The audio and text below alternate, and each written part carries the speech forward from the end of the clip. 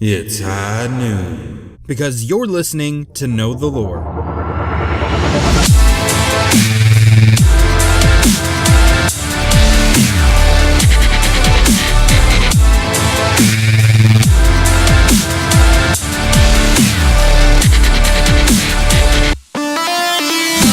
Hey everybody, this is Chris, aka Slurrednerd on the PlayStation Network and on Twitter and Instagram. And last week I was talking about who some of the potential heroes might be in the future of Overwatch. And guess what? We got one. Blizzard let us know that I was somewhat right, kind of, except they're not calling her Sombra, so maybe Sombra is still going to be somebody else, or maybe that was just her code name so that we had a harder time figuring out who she was supposed to be. But we do have Farah's mom, Amari, as I predicted. And she is a support sniper. Her gameplay looks really awesome. I can't wait to get to play her, and I'm really interested in what some of her backstory is going to be, why everyone thought she was dead. I guess we'll find out.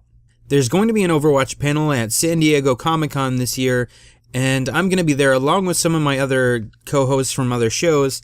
So as soon as I find out more information about Ana Amari, I will record and put it up.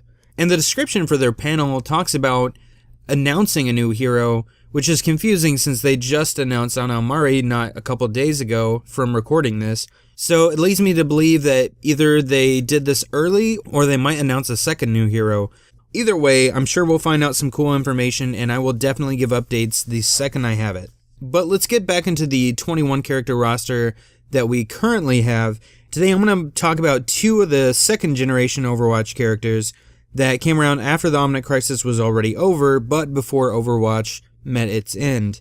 Both of these characters, surprisingly, have a lot to do with Reaper, and the first one that we're going to talk about is Jesse McCree. So, Jesse McCree is the guy rocking the Clint Eastwood cowboy getup in Overwatch, and he's sporting his trusty 6-shooter revolver called Peacekeeper. But McCree doesn't just dress the part, he was pretty much an outlaw in every sense of the word. He was part of the Deadlock Gang, he made a name for himself by trafficking weapons throughout the southwestern United States. However, it didn't go unnoticed.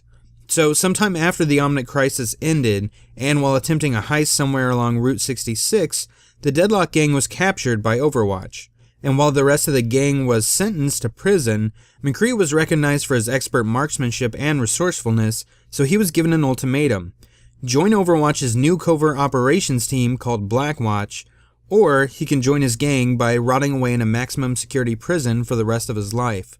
McCree, not really being one to stay in the same place for long, especially prison, decided to join Blackwatch under the leadership of Gabriel Reyes, which, if you've heard the last episodes that I've done, we know, spoiler alert, that Gabriel Reyes is Reaper.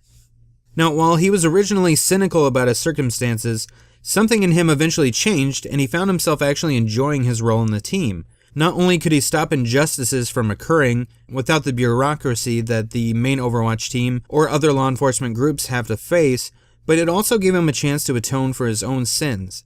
His leader Reyes took McCree under his wing and taught him how to become an even better fighter, in addition to the skills that he already possessed.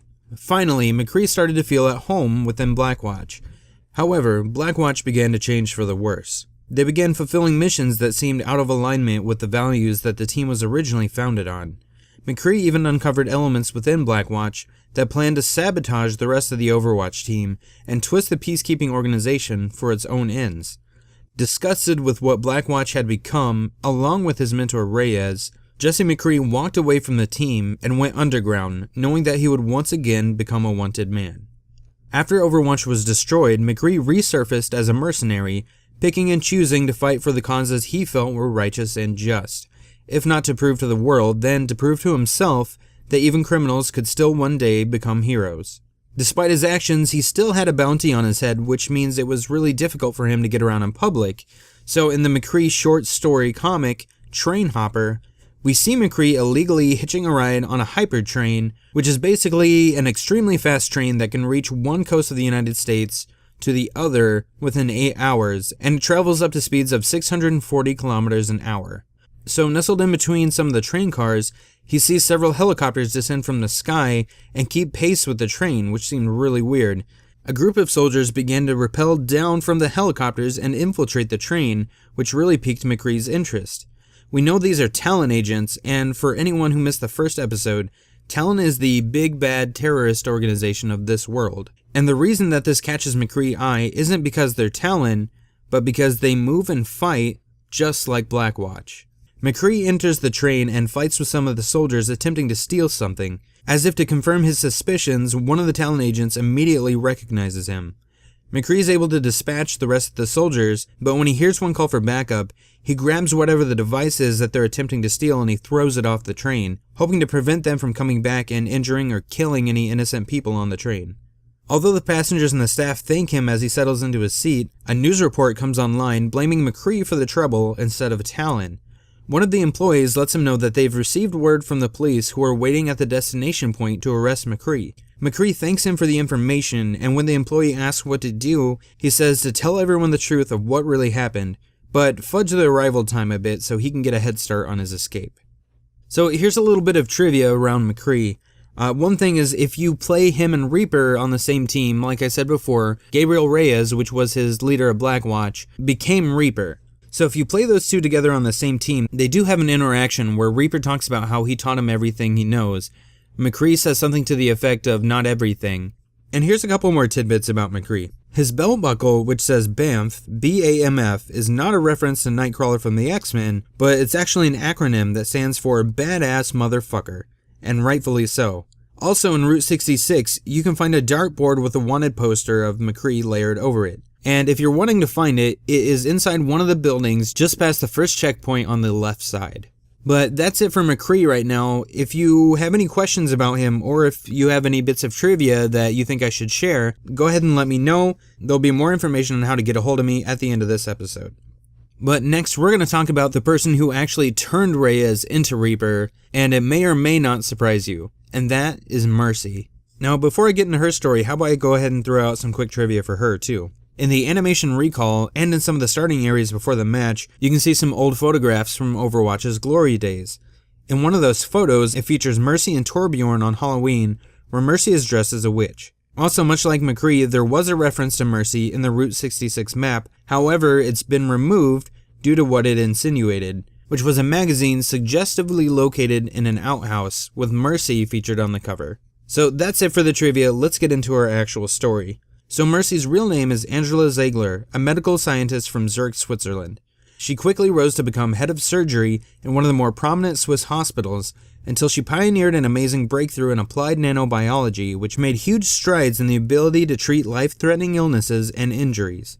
After the Omnic Crisis, and as Overwatch began expanding into other areas, this was an opportunity that the team could not pass up, and they asked Angela Ziegler to join the ranks. But believe it or not, she actually said no. Her parents were both killed during wartime, and guessing by her age, which is the mid to late 30s depending on who you reference, they were probably killed during the Omnic Crisis. Now, at first you might say, hey, Overwatch are the good guys though, they didn't kill your parents. But if you think about things from another perspective, which was similar to this year's Captain America Civil War, yes, the Avengers saved people, but how many people didn't get saved? How many were collateral damage instead? This is the problem that Angela Ziegler faced.